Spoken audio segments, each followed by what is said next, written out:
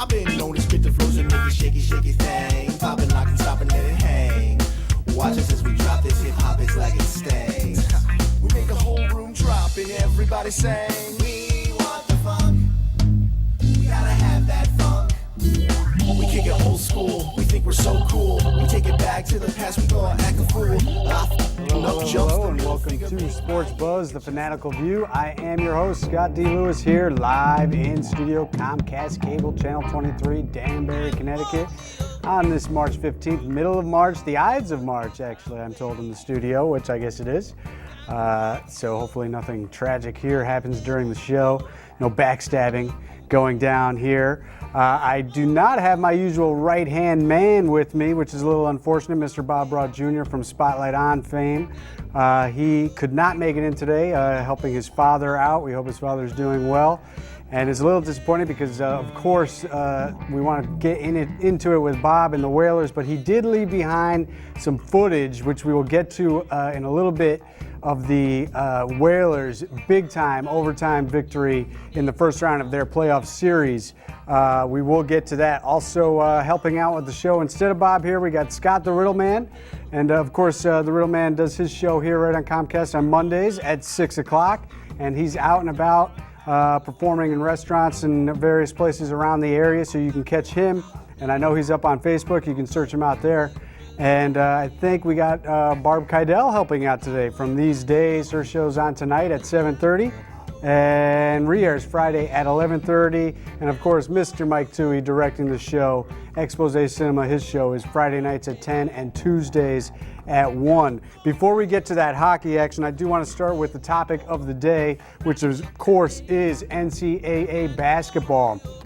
The big dance underway, and there we see Kemba Walker was kind enough to share his bracket with the world via Facebook there, and I got that for you. So he, of course, picked his former Huskies to win back-to-back titles. It's going to be a tough go for the Huskies. They get underway tonight, 9:20, with a matchup with Iowa State, the Cyclones. Some of you may remember Fred Hoiberg, the mayor, who used to be a player for the Cyclones back in the mid-90s. They did some damage in the tournament when he was there. He had a decent little pro career, but he is back coaching, and Iowa State now is back in the big dance. And that's going to be a tough matchup for UConn tonight. We'll see how it goes. Iowa State's had some, impressive wins this year. They did play one Big East team, Providence, who we know shocked UConn just a few weeks ago. They did beat Providence 64-54, Iowa State did. Also, their other big wins, Kansas and Baylor. They went 22-10. They finished third in the Big 12, and the Big 12 actually has been a very good conference this year, so that is impressive for them as far as finishing third there. They did not do well in the Big 12 tournament, however, and they come in, and it's a classic 8-9 matchup, and the winner will face the number one seed in that South bracket, which is Kentucky.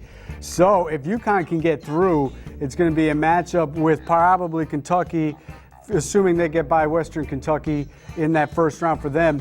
Western Kentucky shocked Southern Mississippi Valley State actually the other night, coming back from 15 down with 5 minutes left. Broke their hearts, they did, as the tournament got underway with some quick, shocking comebacks, really. Iona, for one, blowing a 25-point lead. That was just stunning as they were rolling in that game. Scored 55 points in the first 15 minutes of the game, and they only scored, I think, 16 points the rest of the way as BYU came back and stunned Iona big time, and that was a shock. But so UConn could get matched up with Kentucky in the second round, and of course Jim Calhoun is back on the sidelines for Connecticut. And there's no love lost between him and Coach Calipari of Kentucky, dating back to Calipari's UMass days. Oh, by the way, all his UMass days were vacated by the NCAA, much like Calipari's days in Memphis were also vacated by the NCAA. See what happens as Calipari eventually will leave Kentucky. Maybe all his stuff here will be vacated. Kentucky, though, is the clear number one. They did come in as the overall number one seed. Syracuse, also the number one seed in their East bracket. North Carolina, a little bit surprising, I guess, but they're number one seed. And Michigan State as well, a little surprised. I'm not sure where else I could have gone. Maybe Missouri over Michigan State there would have been nice to see as a number one. But Missouri is actually the number 2 in Michigan State's bracket in the West. So we'll see if they ever match up. Personally, I have Missouri going to the Final Four along with Kentucky. Yeah, that's right. I have Kentucky. Unfortunately, that means I'm not picking Connecticut like Kemba Walker was, but I am going with Kentucky this year. And I have Cincinnati coming out of the Big East, actually. I like what I see from Cincinnati quite a bit. And I ended up picking North Carolina to come out of the Midwest. So I'm a little bit rock chalk, not Jayhawk with Kansas, but some of the top tier teams. I did slide Cincy in. I did pick Missouri. I did have Louisville knocking off Michigan State, and Louisville today won, beating Davidson. Marquette, another Big East team, already won today. South Florida won last night. So the Big East teams are off to a good start. Syracuse almost became the first number 1 seed, knocked off by a 16 seed as they were losing at halftime against UNC Asheville. I did not get to see the final minutes of this game. It stayed tight throughout. There was a controversial call I just saw on a lane violation on a free throw attempt, which is just ridiculous. I saw the play. Horrible job by the refs as UNC Asheville was trying to maintain a chance to win this game as they were down by 4 at that point with just about a minute and a half left. But Syracuse does hold on. Kansas State was a winner today. Wisconsin crushed Montana today. Those are the teams doing good. Of course, my team, Colorado State, unbelievable. CSU Rams, as if you follow the show, you know I root for the Rams. I used to live in Colorado. Got a friend out there who was calling me all day today. Actually, Bill, some of you may have seen him as a co-host of the show one time. The mountain climber sat in with me one time. He was calling me all day today as Colorado State got matched up with Murray State. It's funny what happens in the sports world. You track certain teams throughout the year just because you have a passing interest, and Murray State was a team we were keeping track of. Small school. They were in 30-1. They were the last team to suffer a loss on the season. We were tracking them to see if they would get respect from the pollsters, which they pretty much did. Top 20, top 10 throughout the year. And then they did not get the respect, however, from the tournament committee as they put them at a 6 seed, which, they're a top 10 team, and they dropped them all the way down to a 6 seed, which had them matching up with my Colorado State. CSU held a 1-point lead at halftime, and then they completely came unraveled in the second half. Turnovers a big problem. The officiating was a big problem. They did not get any calls, so whistles were being blown on one end of the court and not the other. And defense by Murray State was very good. They didn't allow Colorado State to get into their sets the way they wanted to, which led to a lot of those turnovers. So it was very disappointing as they fell 58-41. Really not a good showing for CSU, but it was their first time back in the Big Dance since 2003. They've been a program on the rise, so baby steps for them as they get back in the dance. We'll hope that Coach Tim Miles can help build them up again next year. As they will hopefully get them back and keep on improving. So that's what's going on with NCAA. We're not going to spend too much more time on that, because it just got underway today. So far, nothing too stunning. There are some games going on right now. Harvard's in action right now in their first tournament berth, so we'll see how they do. But again, tonight's going to be the big game. UConn versus Iowa State. We'll see what happens there. On the women's side, locally speaking, Sacred Heart from Connecticut made it into the dance, so that's a nice thing for them. They will be playing Georgia Tech on Sunday at 2:50 in the afternoon at Georgia Tech, and they come in as a 13 seed, 25-7, 15-3 in conference for Sacred Heart, going up against the number 4 Rambling Wreck from G Tech, and of course the Lady Huskies, 29-4, fresh off their Big East championship. They are in the Kingston Regional, and they did get a number 1 seed. And they will be playing Prairie View A&M on Saturday at 1:50. And, they've got some teams in their bracket, but I see them making a run to the Final Four. Rutgers, Kentucky, Penn State, Princeton, LSU, some teams in that bracket, Kansas State, that could cause them some problems as they go on. But I like them advancing all the way to the Final Four, at least an Elite 8. So there'll be plenty to talk about with the Lady Huskies. All right, let's get to that Whalers action because we do have the footage to get to. Danbury gets revenge against the Brookfield Aviators this weekend Aviators knocked them out last season 2-1 in overtime in Game 3. This year, it comes full circle as the Whalers win the deciding Game 3 in overtime themselves. This time they got that home game in Game 3. They were on the road in the deciding Game 3 last year, and they win it 5-4. Sean O'Malley with the one-timer. He comes up with 2 goals, and here comes the footage. We'll let that play out as I talk about it. O'Malley gets 2 goals in this game. He scores 154 into overtime to win it in sudden death, as the Aviators were not able to clear the puck. As we see, it was held down deep in their end, and Danbury just kept working it around, and eventually he's going to come up with the game winner off a rebound and then a pass, and here it comes, a blast right there, and fans go wild, the players go wild. Danbury wins it 5-4. Great job by the Whalers to get their inaugural FHL victory, and they had a full house there again. Big crowds all weekend long for the Whalers as they celebrated on the ice, and it was a good time had by all. And you know, they won both of these games in the series. The first game they won in overtime as well in Brooklyn. Fantastic finish as they tied the game late in that game. I think 3 seconds left. Game 1 win on the road.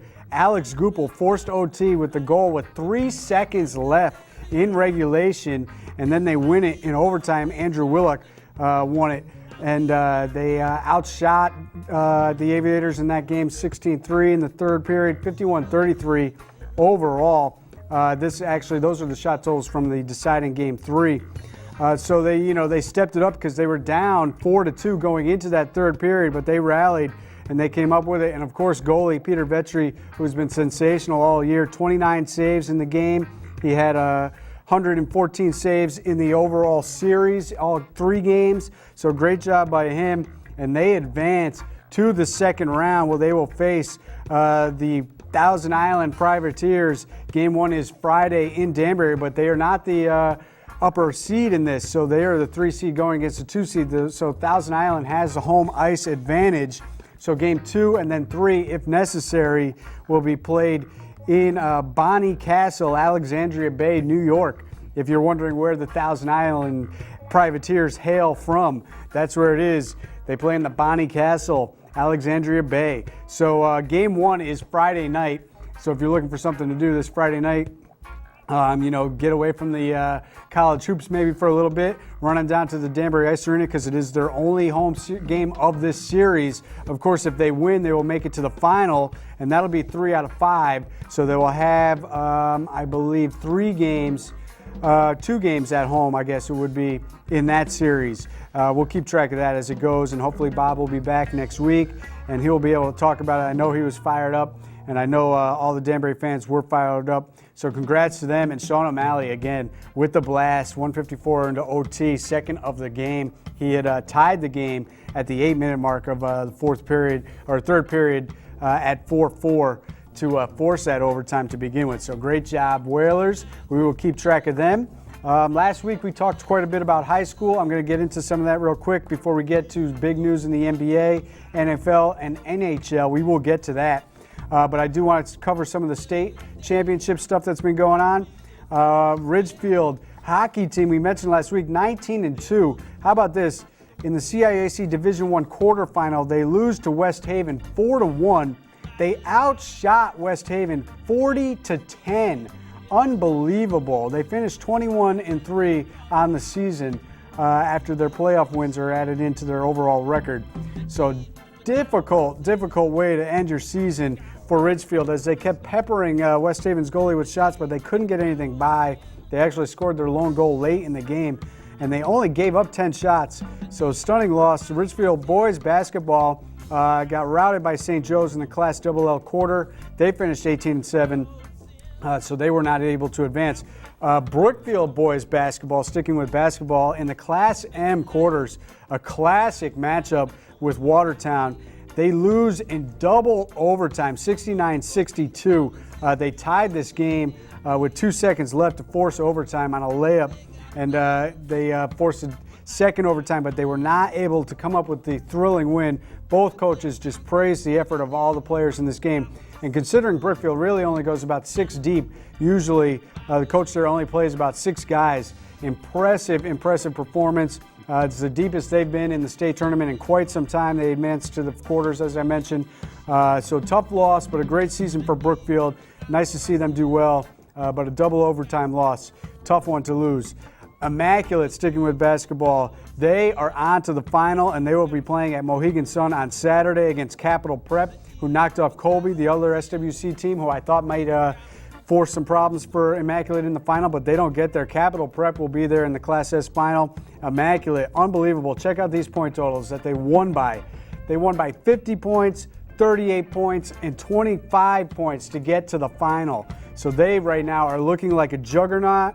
They haven't been to the final since 1975. We know that they won the first SWC title since I believe it was 97. So they are having a monumental season with only one loss on the year. Back to hockey, if you will. Brookfield Bethel Danbury co-op team was ousted in the Division III semifinal up at Yale, 4-3 against Northwest Catholic. They could not advance to the final. They were the number 2 seed in that Division III, so a tough loss for them.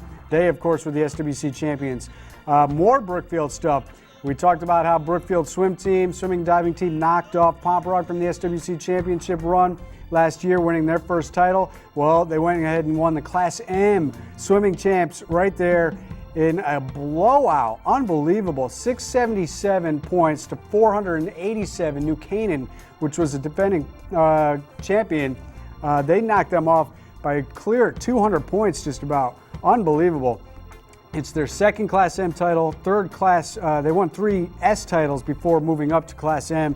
The team set the 200 medley record, and also Jeff Megan set the record in the 100 backstroke. So good job by Brookfield. Pomperaug did go ahead and win their class championship last night. And back to basketball real quick. The Newtown girls also will be playing at Mohegan Sun this weekend. I believe they play, I'm not sure what day that game is actually. It could be Friday or Saturday. But they were down by 15 against Hillhouse in Class LL semifinal. And they go ahead and win this game, rallying in the fourth quarter for a 65-60 victory, down 15 in that game. They were down 19 in the second quarter. Unbelievable comeback. They will be playing Mercy in that final at Mohegan Sun. So we will find out who wins those basketball championships and keep you updated next week as we get to that. All right, let's shift gears because there's big things to talk about in the NBA. Of course, the Bricks. We know what's going on with them. Finally, Coach D'Antoni gets the axe. We thought maybe Carmelo Anthony was going to get the axe himself and they were going to trade him out, as rumors were flying that he was at odds with the coach. Not happy in New York. The team lost 6 straight. They were falling out of playoff contention. The Bucks had caught them for that 8th seed. But no, it is D'Antoni who officially announces his resignation, a mutual agreement. Yeah, right, not in a wink. That's no mutual agreement. He got fired, plain and simple, from the Knicks. Madison Square Garden, the fans were chanting he must go for the last couple games they had at home, and he finally got that axe, so they get their wish. And then it was all smiles last night, as we see right there, Carmelo Anthony enjoying a little fun time as they blew out the Blazers. 42-point win that was in that game last night to snap that 6-game losing streak and get themselves stay even with the Bucks. So interesting to see. I've been saying it was really an 8-team race in that Eastern Conference, but now with that 6-game losing streak, the Bucks are now back in contention, and even Cleveland a little bit. They're 2 back at 16 and 25, but the Bucks are tied at 19 and 24. So we'll see what goes on. Other big news, though, is Dwight Howard staying in Orlando. Everybody thought he was going to get traded to the Nets, the Brooklyn Nets, if you will. He was going to team up with D. Will, Darren Williams, as they get ready to move into Brooklyn next year. But he opts out of his free agent clause and says he will stay in Orlando Magic one more year at least as they try to work out a contract. And this is coming off 3 straight wins against Eastern powers, the Bulls, the Pacers, and the Heat. So Howard stays, which will keep things interesting in the East because now the Orlando Magic are a contender with the Heat. with the Bulls, of course. Maybe the Celtics move up in that line. The Pacers have been doing themselves some favors with some wins. They're 25-16. They got a nice win over the Sixers the other night. And they go ahead and make a move. The Pacers do, bringing in Leandro Barbosa and Anthony Carter from Toronto. So nice move by them. Shocking trade, however, out west is the Lakers. The LA Fakers go ahead and trade Derek Fisher, deep fish. Unbelievable. They trade him to the Houston Rockets today. Did not see that coming at all as the soap opera continues out in La La Land. No way Shelby Define is going to be happy about losing his backcourt mate, Deep Fish, who he's won numerous titles with. Unbelievable. They send him to the Rockets for Jordan Hill. The Rockets, who are still in playoff contention but not playing well, of course, Kevin McHale, the coach, they're doing a pretty good job, but they've been slumping lately. They bring in Fisher. They then go ahead and get Marcus Camby from the Blazers, who also fired their coach today, Nate McMillan. And they send former Husky Hashim Thabeet and former Syracuse Johnny Flynn to the Blazers in exchange for Camby. So they get Fisher and Camby in Houston. Those are nice moves by them. The Spurs also made a move. They trade Richard Jefferson to the Warriors for Steven Jackson. The Warriors had traded Monte Williams to the Bucks, so the Bucks had made a move as well. So a lot of teams making moves. The Nets go ahead and trade Gerald Wallace from the Blazers, and they send Mehmet Okur and Sean Williams out to Portland. So some smaller moves going on, interesting moves going on, interesting stuff going on. You're going to have to keep your eye on it because there's only about 20 games left in this condensed schedule, shortened season. Also big news in the NBA, Ricky Rubio out for the T-Wolves, which hurts them because they have been playing red hot, looking good, looking to crash this playoff party this year. He tore his ACL the other night against the Fakers, so that's a big blow for them. The Spaniard is done for the year. Also done for the year, another Celtic player goes down with a heart ailment. To start the season, they lost Jeff Green. Then they brought in Chris Wilcox, who had played well for them off the bench. Actually, had played very well, fit in with that team exceptionally well. And he has a heart situation, so he is out for the season, waiting to hear if he has to have surgery. Shocking news, and we know the Celtics, no stranger to heart situations, as they suffered the tragic loss and death of Reggie Lewis years ago, who had a heart situation and died on the court in a practice situation, playing ball, pickup game at his former Northeastern in Boston area there. Shocking news. So they are hit hard by this again. They're looking to get a big man because Jermaine O'Neal is out. He may not be coming back at all, but they still remain 8-2 since the All-Star break. They're a half game behind the Hawks for the 6th spot, 2.5 behind the Pacers, 1.5 behind the Sixers for the top spot in the Atlantic Division. So they're trying to move up into that 4-5 range and see if they can get a better seed and stay away from Chicago and Miami and Orlando in that first round. Maybe get a matchup with the Pacers or something like that. Quickly, NHL news. Bruins holding out desperately. They're 1 point away from dropping from the 2nd spot to the 7th spot, as the Senators are 1 point behind them. If they lose, they will fall all the way to 7th. So they all of a sudden find themselves in a tricky situation after being on top most of the year.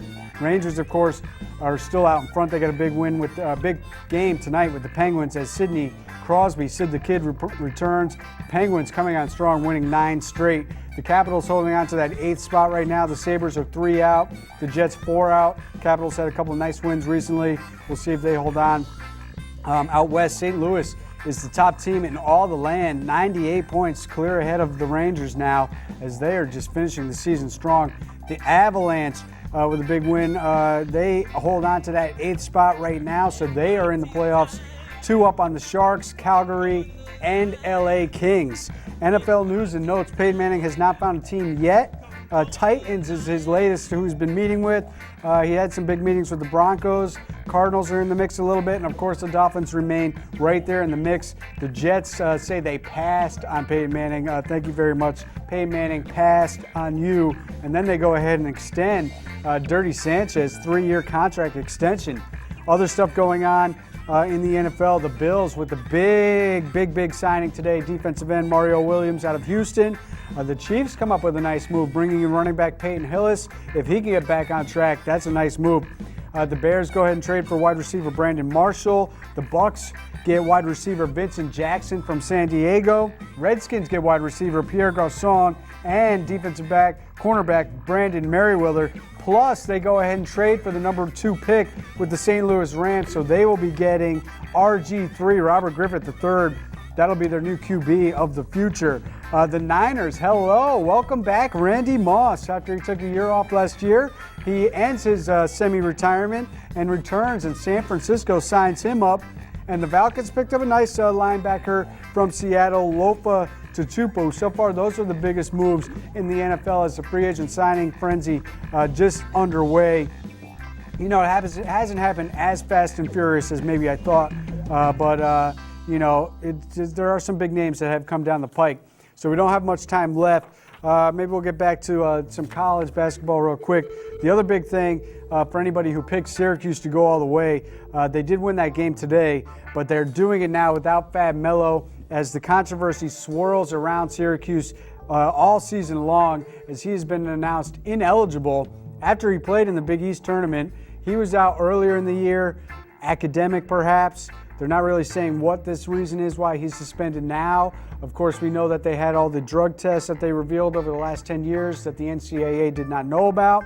They did not suspend any of these players, 10 players or so who tested positive for drugs in their program. No suspensions were handed down by Syracuse, so that investigation's going on. We got the, of course, the child molestation accusations up there in Syracuse. So big things happening with Syracuse as they try to galvanize themselves and make a run. I mean, they are the number 2 team in all the land all year with only 2 losses. They did lose that Big East tournament game against Cincy. Louisville went on to win it, so they did not take that Big East title.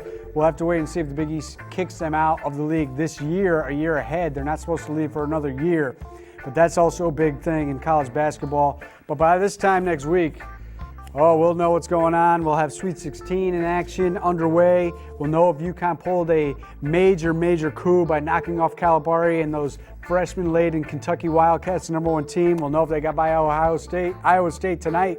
So go Huskies tonight. We will wind it out and say thanks to the crew for helping out today on short notice. And good luck. Hopefully Bob's dad is doing well. And we will also be checking in with those Whalers next week as they advance to that second round and get underway on Friday night this week. Thanks for tuning in. We'll see you next week.